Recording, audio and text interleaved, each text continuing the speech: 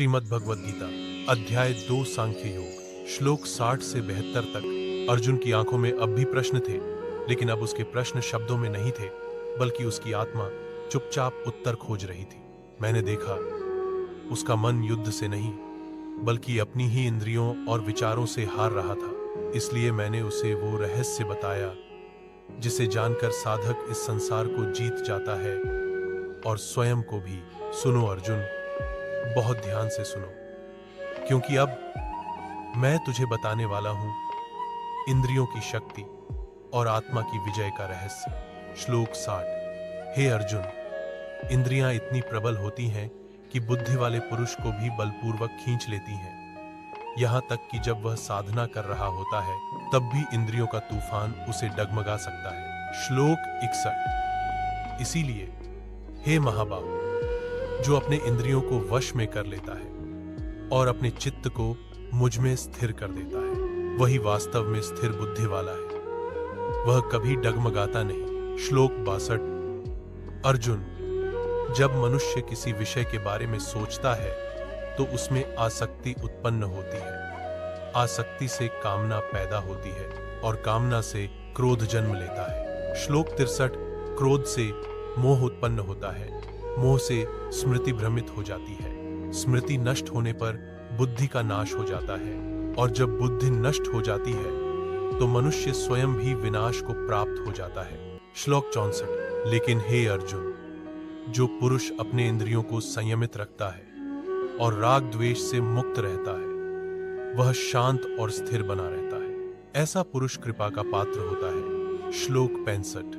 जब मन शांत होता है तो उसमें सभी दुख समाप्त हो जाते हैं और उस समय बुद्धि तुरंत स्थिर हो जाती है। ऐसे ही व्यक्ति को मैं स्थिर बुद्धि कहता हूं। श्लोक 66।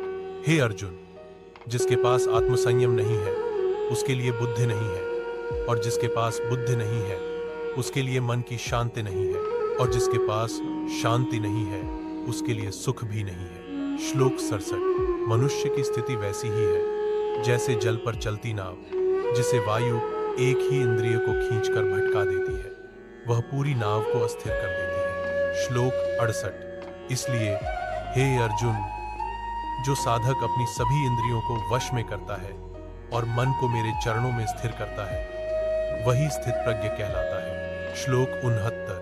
संसार के लिए जो रात्रि है वह योगी के लिए दिन है, और जो संसार के लिए दिन है वह योगी के लिए रात्रि है। अर्थात योगी उस सत्य को देखता है जिसे जगत नहीं देख पाता। श्लोक 70। जो मनुष्य इच्छा रूप नदियों से भर जाने पर भी अचल रहता है, जैसे सागर नदी को अपने में समा लेता है पर शांत ही रहता है, वही मनुष्य शांति को प्राप्त करता है।